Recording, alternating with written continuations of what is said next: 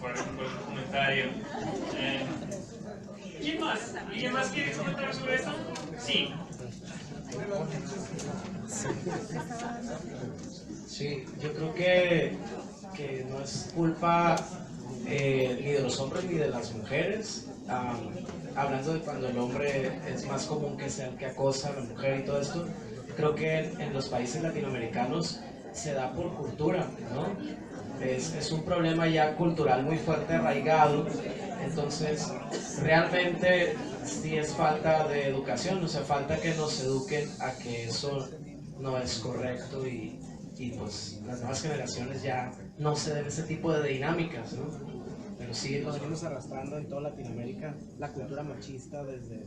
Eso es interesante porque se toca la segunda pregunta, ¿se relaciona más con la cultura de género o decir una cultura machista o con la impunidad que la rodea? La idea de que tal vez los victimarios saben que es incorrecto o a veces hasta ilegal, pero saben que nadie va a quejar y que no hay consecuencias. ¿Qué piensan ustedes? Sí.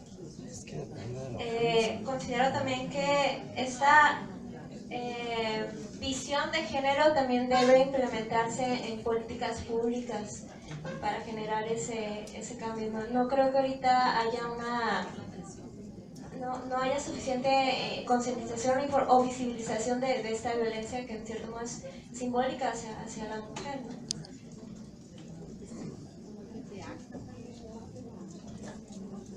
Gracias, muy amable. Mire, en lo particular considero que se trata de cultura, de una cosificación no entendida como una humanización.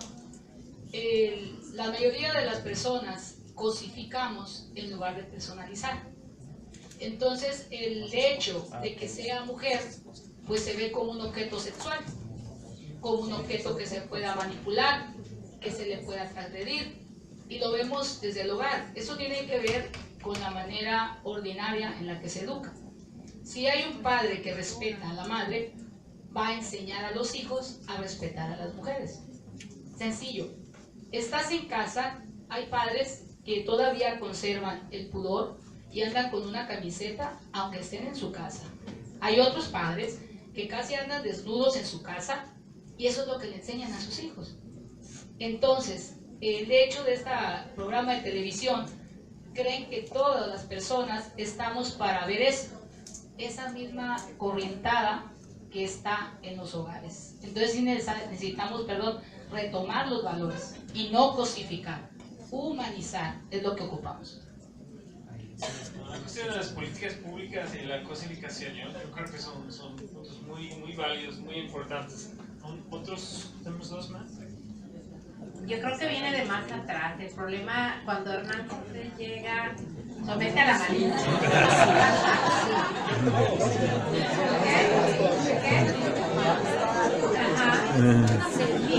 Yo les comentaba a mis compañeras de mesa que tuve dos hijos varones, uno de 32 ahorita tiene, el otro tiene 27 y tengo una niña de 15. Y me dio mucho conflicto enseñarle a decir mande. Yo no quería que ella aprendiera a decir mande, pero no me causó conflicto con los varones, me causó conflicto con la niña. Pero precisamente probablemente por sentirla más vulnerable en ese tipo de cosas. Sin embargo, se me hace un problema muy complejo, creo que es de cultura de género, creo que tiene que ver con impunidad y creo que tiene que ver con todo lo que traemos como historia. Y que no es nada sencillo romper. Hoy mismo mis alumnas me decían en la clase que había que tener los hijos que se pudieran mantener.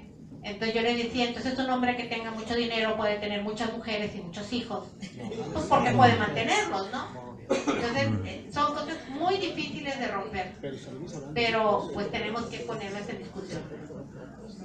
Gracias. Yo soy un poco sospechoso en la parte histórica, pero...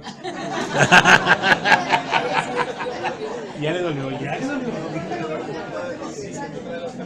Pues yo creo que como que muchos momentos se ponemos toda la carga al hombre, ¿no? Porque eso es lo que vemos. Pero también como mujer, ¿cómo queda tu papel? O sea, ¿qué tanto vales tú como mujer para, no sé, a lo mejor aceptar salir en un comercial? Por ejemplo, los de Tecate, que ahorita tengo en la mente. O sea, la modelo es mujer y está aceptando participar en ese comercial que trae ese lenguaje. Entonces, no es simplemente, si nosotras como que hiciéramos un esfuerzo en no caer en ese tipo de mensajes o promocionarlos, también sería diferente. Yo creo que el ejemplo de eso, de los anuncios y también toda la cultura de ser cantes, ¿no? Eso es algo que tenemos que practicar mucho más. Buen punto. Bueno, sobre la tercera pregunta, hay lecciones aplicables de los otros casos que hemos examinado, esos casos históricos o actuales.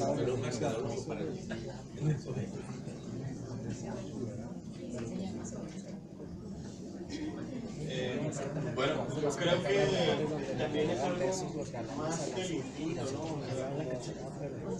Los animales bajan cuando caen en pájaros, se le ponen personalidades como si fueran al carro. Decimos nosotros que no somos animales, pero sí somos animales.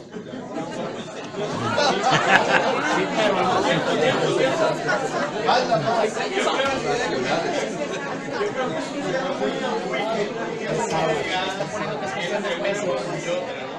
pero creo que la solución está en el respeto y ver a las personas como una persona, ¿no? O sea, no porque sea mujer lo voy a tratar diferente, o sea, la voy a querer, la voy a amar como todo.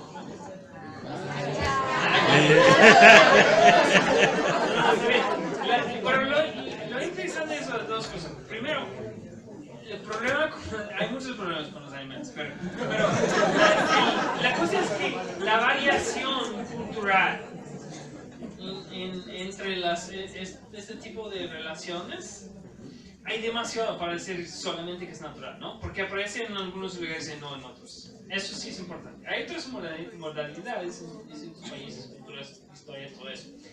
Pero la segunda parte, ¿no? Retoma también la cuestión de la cosificación. Y la otra cosa de los animales es la empatía. A final de cuentas, ¿no?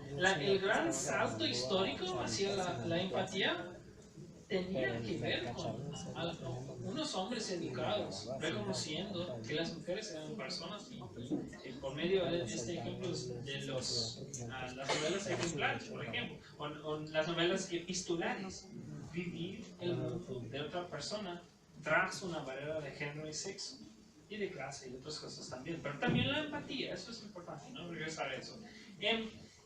Bueno, para la última pregunta, para la resolución o eliminación, ¿cuáles son las metas en corto, mediano y largo plazo? Vamos a hablar de un tema, porque la cosa es que esta discusión es muy interesante para mí, pero tenemos que pensar otra vez en los casos que hemos examinado. Porque en todos esos casos, la presunción de fondo fue... ¿Cuál fue la presunción de fondo? Que fueron desde tiempos inmemoriales, inamovibles. ¿Y qué hemos demostrado? Que no son así, que son históricos, productos de varios procesos sociales, históricos, políticas, que si son creados por los seres humanos, por procesos históricos, podemos cambiar a los mismos procesos haciéndonos espejo del problema de fondo. Entonces eso sí es importante, ¿no? Porque cuando hablamos de género y de sexo, en particular, tenemos esa tendencia de decir, bueno, eso es desde Adán y el jardín de Eden, ¿no? Eso es de tiempos inmemoriales, o de la conquista, o de... Hay partes, ¿no? Hay partes, pero este fenómeno del acoso, aún si vemos históricamente, aún aquí, los que van a decir, no, es algo muy, muy mexicano. Vamos al siglo XIX y una persona, quien tiene valentía, ¿no? Me va a decir que eso pasó en el XIX en las calles de México. ¿Por qué no pasó, compañeros? No pasó, es un fenómeno súper moderno y tenemos que hablar de eso. Y me puedes decir, sí, pero las mujeres no fueron permitidas a las calles. Pues sí, también. Pero no existía como existe hoy. Esto es importante. Tienen una historia y por tener una historia, por ser acto de seres humanos en una sociedad particular, tenemos la capacidad de diseñar soluciones que son históricas y tienen procesos bien fijos y bien definidos. Ok, ¿cuáles son las metas de corto, mediano y largo plazo? ¿Alguien que no ha comentado? Por favor.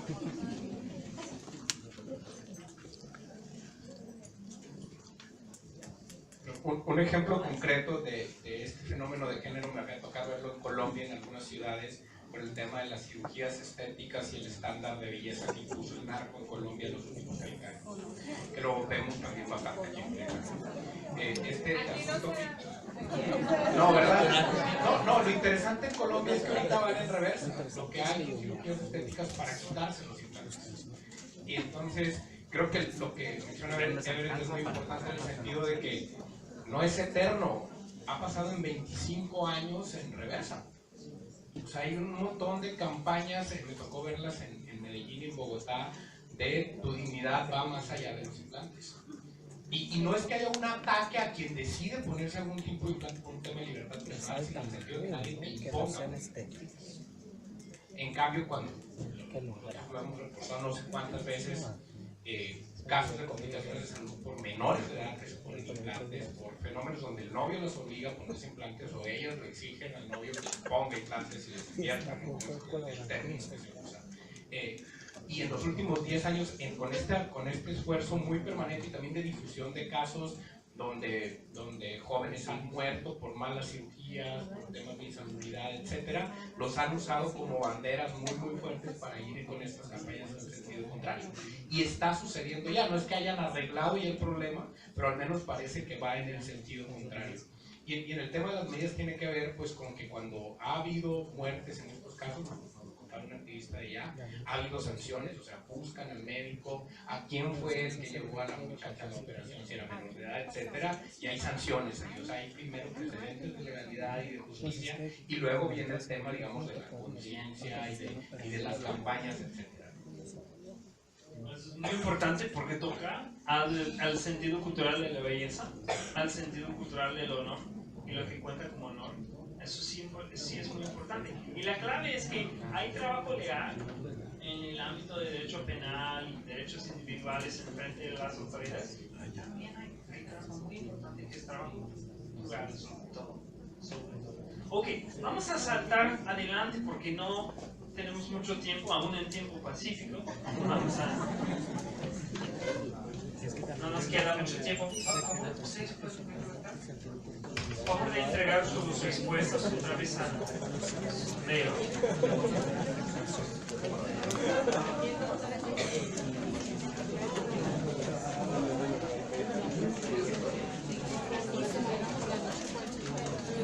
Y vamos a concluir esta noche con una historia.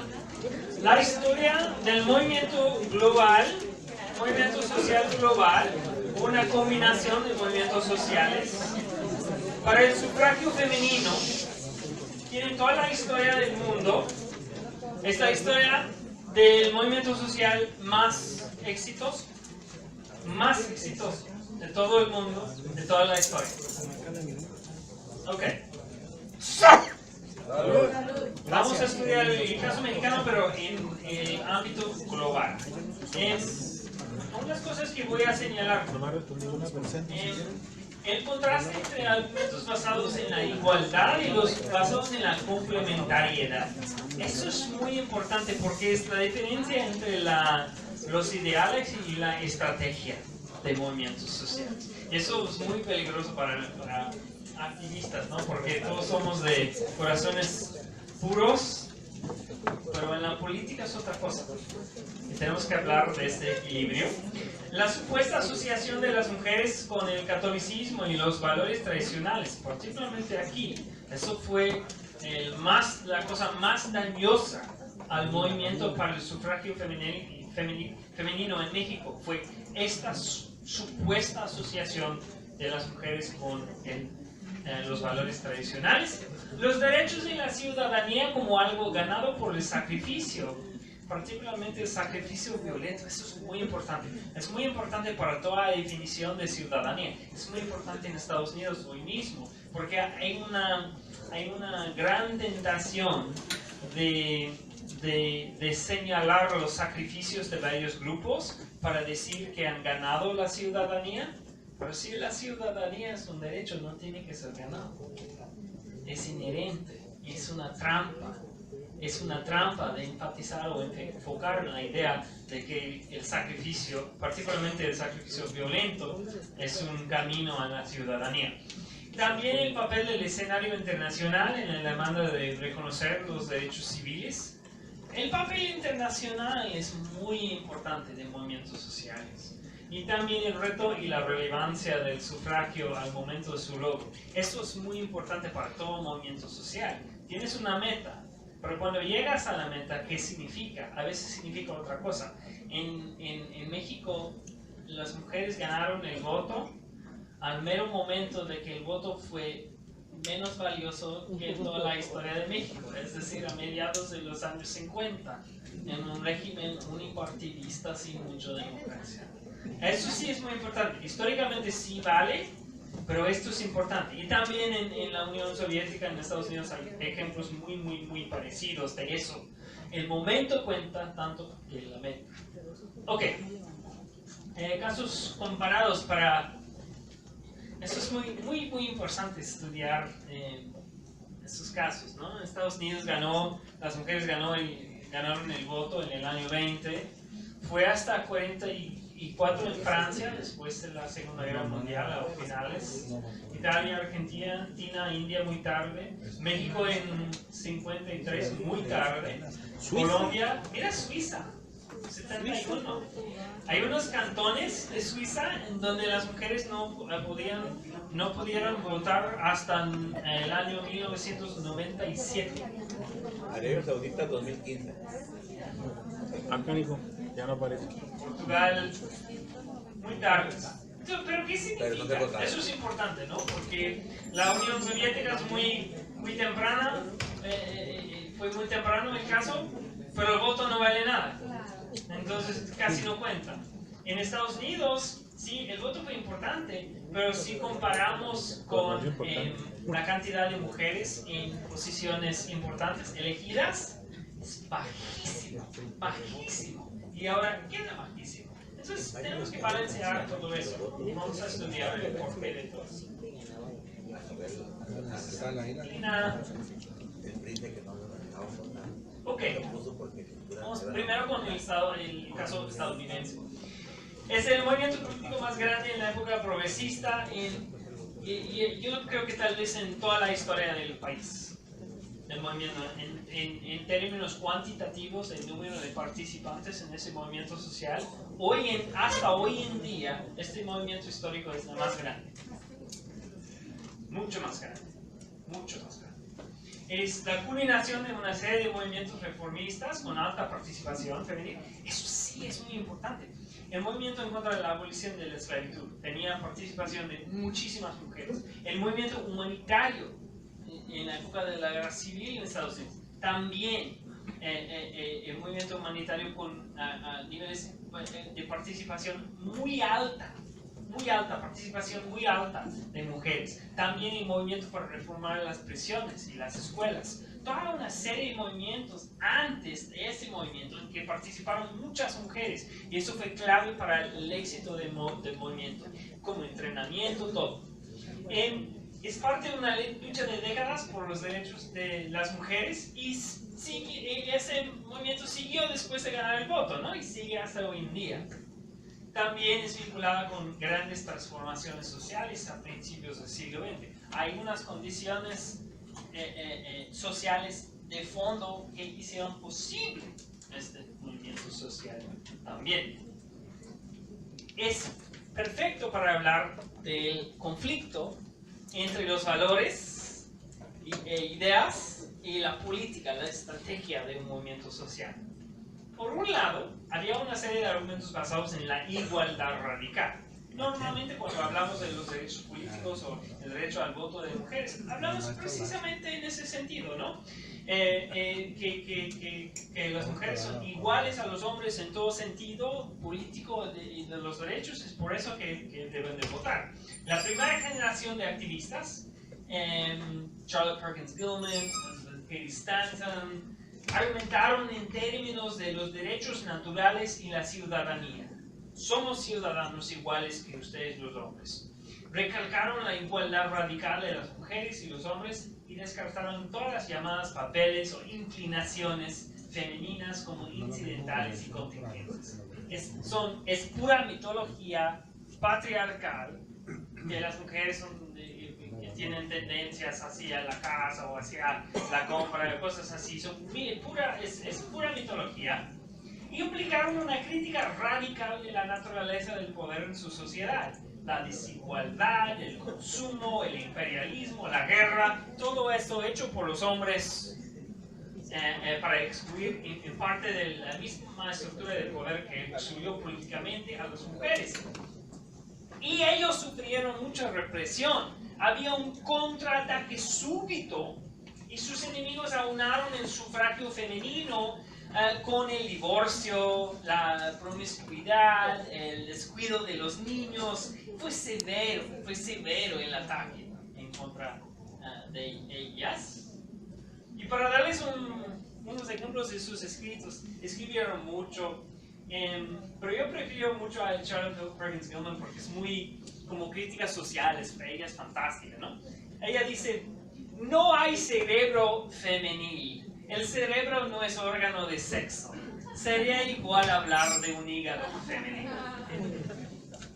El labor de las mujeres en la casa ciertamente permite al hombre producir más riqueza que pudiera de otra manera. Y de esta manera las mujeres son factores económicos en la sociedad, pero los caballos también lo son. Su sentido de ironía es empujar las desigualdades a sus fines racionales, ¿no? Como ejercicio intelectual. Es muy parecido a todos los argumentos de la Ilustración, del mismo Voltaire, pero desde una perspectiva de esta mujer moderna. Hay otra serie de argumentos que son argumentos mucho más estratégicos. Más o menos a principios del siglo XX, el movimiento calentó calderas y se diversificó políticamente e ideológicamente.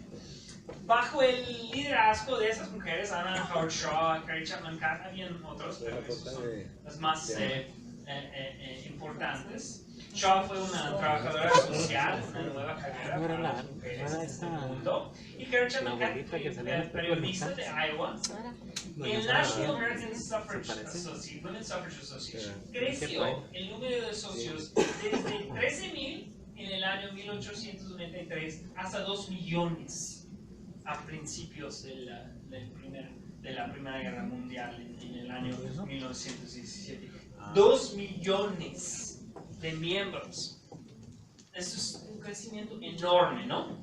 Ideológicamente también el movimiento descartó la lógica de la igualdad radical y los derechos naturales y tomó un argumento de complementariedad de los sexos y la distinción valiosa de las mujeres adentro de este esquema.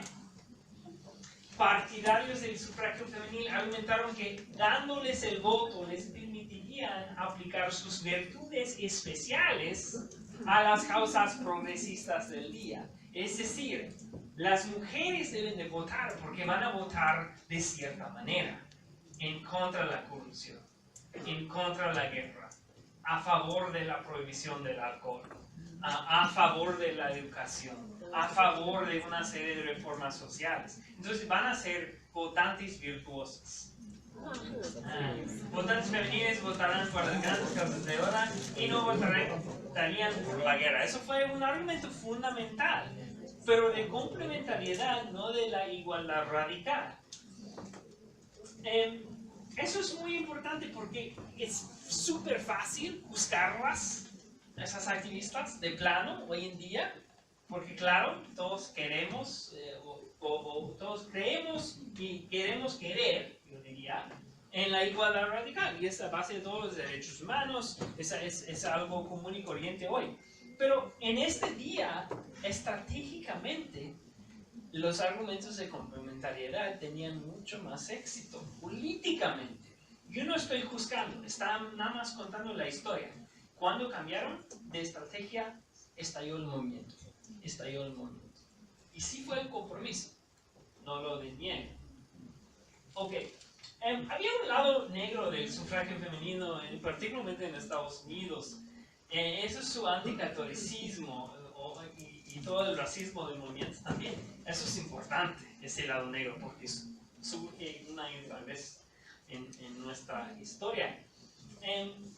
Había una corriente subyacente debajo de la cruzada, un impulso anticorrupción bajo todo el movimiento progresista en Estados Unidos, y es una serie de cosas que se relacionan. Entonces había un rechazo a la inmigración masiva, es decir, la llegada de millones de católicos del sur y sureste de Europa, Irlanda, pero también de México en los años 20, provocó un contraataque súbito.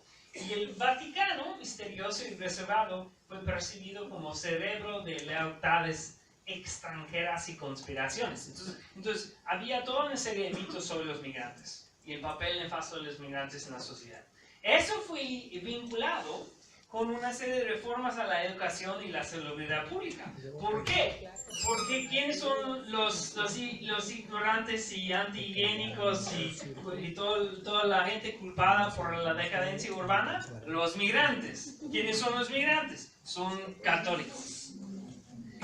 Eso fue vinculada con la reforma política. ¿Por qué? Porque en zonas urbanas, ¿quiénes fueron los votantes para la maquinaria corrupta de la política que mantenía la insalubridad, el mal estado de la educación y toda la decadencia urbana en grandes sociedades como Boston, New York y Chicago? Los mismos migrantes. ¿Y quiénes fueron esos mismos migrantes? Católicos. Toda la maquinaria política. Eso fue ligado a la prohibición de alcohol. ¿Por qué? Porque ¿qué fue la causa de la decadencia de la educación y todo eso? El alcohol. ¿Cómo fue ligado a la corrupción? ¿En dónde fueron todas las reuniones políticas? En los bares y cantinas. ¿Y quiénes se encargaron de eso? En México hay una tradición de la corrupción de usar vouchers y sándwiches. En Estados Unidos fue cerveza. Toda la maquinaria corrupta de la política de las grandes sociedades trabajaron en los bares y cantinas y sirvieron cerveza para un intercambio de votos. Entonces, prohibición de alcohol se relaciona con la corrupción política, se relaciona con reformas educativas y eso se relaciona con los migrantes, quienes fueron culpados para todos, quienes fueron los migrantes católicos. El sufragio femenil, ¿cómo cabe en ese esquema? Sencillamente, ¿no? La sociedad católica segregaba los sexos y mantenía a las mujeres afuera de la esfera pública. ¿Y para qué causas van a votar estas votantes virtuosas? En contra de la migración, en contra del alcohol, en contra de la decadencia urbana, en contra de la corrupción política, y eso implica también la educación sexual. ¿Por qué? Porque la Iglesia Católica ponía la educación sexual y todos los métodos anticonceptivos. ¿Y qué pasa con esos? Esos migrantes tienen más y más hijos que contribuyan a la decadencia de la educación, la decadencia urbana, son votantes para la maquinaria corrupta, toman demasiado alcohol, por eso hay más decadencia y todo un círculo de males sociales, todos vinculados. Pero eso es muy importante porque siempre hablamos de esos movimientos progresistas como si fueran progresistas hoy en día. Y de hecho sí, contribuyen a cosas que le parecen muy progresistas, modernas aún hoy en día, pero había un lado negro. Eso que toda la base de eso, parte de la base cultural y social del argumento fue antimigrante, anticatólico. Ok, aquí son su propaganda, ¿no? Curas raptando a las niñas, pura lobo, con ¿cómo se llama? La triple alianza, ¿no? Los caciques, el papa y los bolcheviques.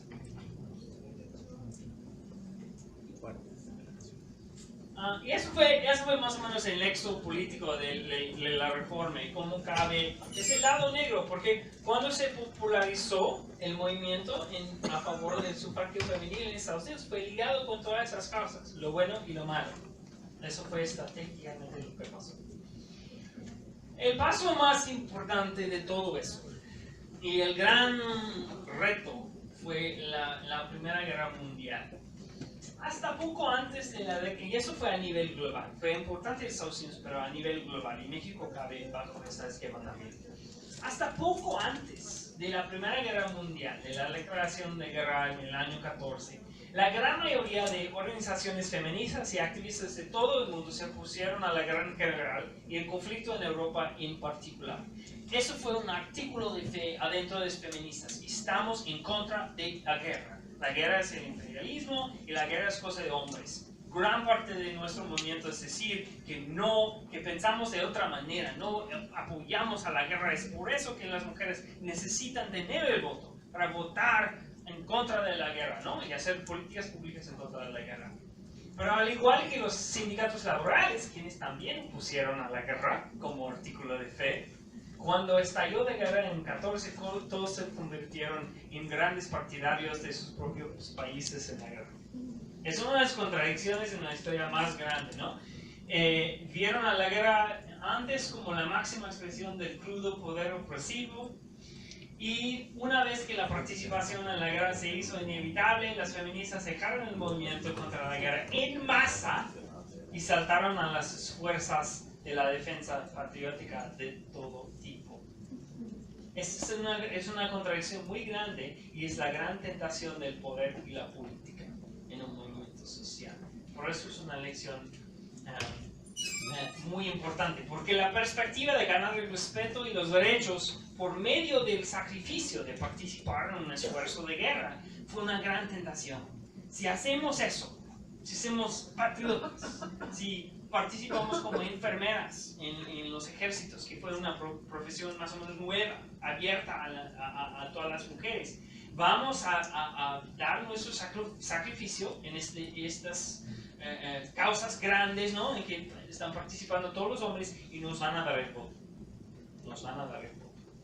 Eso fue la clave. Y también había mucha represión. Las mujeres que no participaron en eso fueron reprimidas, encarceladas en Estados Unidos, encarceladas en Alemania, en Inglaterra también. Había mucha represión. No había la oportunidad de simplemente no participar. Y tenemos ejemplos más extremos en Europa.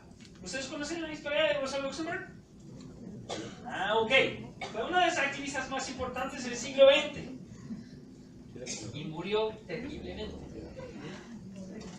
Ella era una filósofa de origen polaco, activista política, fundadora del movimiento socialdemócrata alemán, y el Spartakusbund, que fue una gran asociación antiguerra, antiviolencia.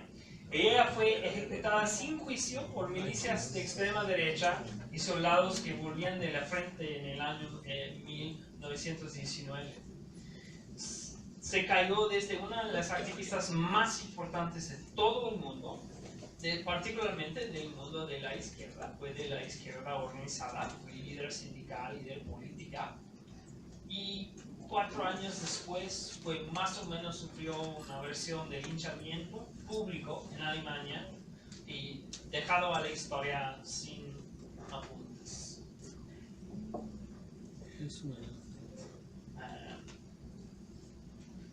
Ella habló mucho de la guerra, de lo terrible, de la participación en la guerra o la celebración de la violencia. Fue muy importante en este movimiento. Y habla mucho de eso. Es una desgracia para la humanidad, pero el socialismo perderá solo si el proletariado internacional no, para medir la profundidad de este otoño, se niega a aprender de ello. Es la idea de aprender de esas experiencias. que estamos acabando el tiempo. Ok, voy a saltar un poco más nada más a un ejemplo más. Bueno, es buen lugar voy a hablar como 3 láminas más. Alexandra Kollontai jugó un papel muy importante en México. Fue la primera embajadora de la Unión Soviética a México. Fue muy importante por su papel en la Shendotel, que es la sección de mujeres del Partido Comunista. Y cuando ella fue a México, fue amigo de Diego Rivera, de José Vasconcelos, de todo el movimiento cultural, de los muralistas, pero también fue muy importante para cimentar el movimiento feminista en México, aún adentro de liberales y los que no fueron comunistas. Eso es importante. Y también apoyó mucho a la expansión de la alfabetización y oportunidades educativas para las mujeres.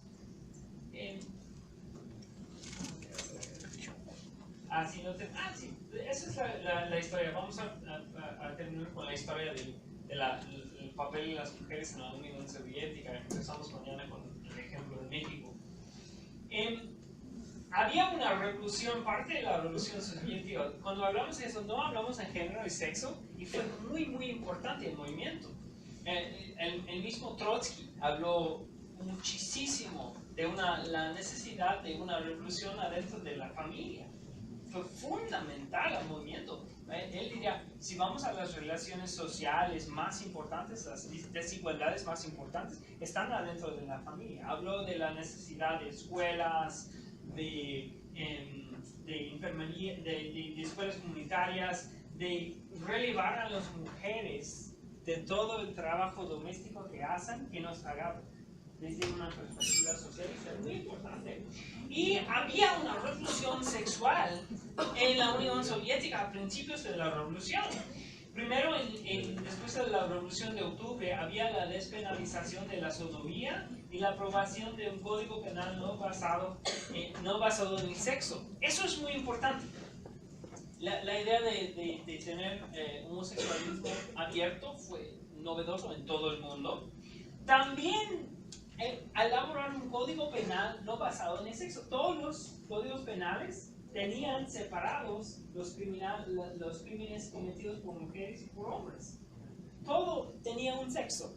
Hay una definición de los crímenes en el Código Penal. Igual en México. México no cambió eso hasta 29, con el Código para el Instituto de Territorios Federales, que también fue muy radical y copiado de esta. Había un decreto de hacer el divorcio un procedimiento sencillo y equitativo, es decir, un contrato civil sencillo, en donde las mujeres y los hombres fueron partidos iguales. Un decreto aborto, la legalización de aborto, y señaló la proliferación de abortos ilegales y clandestinos durante la guerra y las invocaciones de la revolución como la causa principal de eso. Vamos a proteger a las mujeres haciendo eso algo público, porque en privado fue un desastre, fue terrible para las mujeres. Había la legalización del control de la natalidad y la producción estatal de anticonceptivos, es decir, condones soviéticos, muchos. Y eso fue, no puedo decirles cuán revolucionario, hablan de los Don Juanes rojos, había todo para las mujeres había una generación de mujeres en la Unión Soviética absolutamente liberados a nivel global. La gran tragedia de eso es que no duró mucho tiempo. Había una apertura tremenda para homosexuales, para mujeres, particularmente para mujeres solteras. Habían muchos oficiales adentro del Partido Comunista y el gobierno, quienes fueron en posiciones altas de poder, que fueron mujeres. Toda una apertura. En los años 30, todo fracasó. En el año 30 había gran variedad de incentivos estatales para el parto, incluidos pagos directos, campañas de propaganda que celebraron la maternidad y la apreciación de la familia soviética como un pilar de la fuerza natural, todo un retorno hacia el maternalismo, estímulo estatal para Obseshnevos de movimientos esposa activistas para el servicio social voluntario. Y también en el año 34 la homosexualidad fue despenalizada como indulgencia decadente, acto egoísta que minó la moral revolucionaria, práctica primitiva que amenazaba el hombre nuevo que sería creado por la revolución. Es decir, había decriminalización y recriminalización de la homosexualidad una generación después. Y finalmente, en el año 36, el acceso legal al aborto fue restringido, había nuevas barreras al divorcio, erigió nuevos incentivos para el parto, instalados todo el maternalismo y el rechazo de lo anterior. Este es un anuncio público en contra del aborto. Es propaganda, un anuncio. Dice alto, ahora el aborto parece necesario, pero recuerda, siempre podría privarlo de la felicidad de la maternidad. Esto es un regreso. Entonces, una apertura dramática en todo el mundo. La Unión Soviética fue el ejemplo más destacado.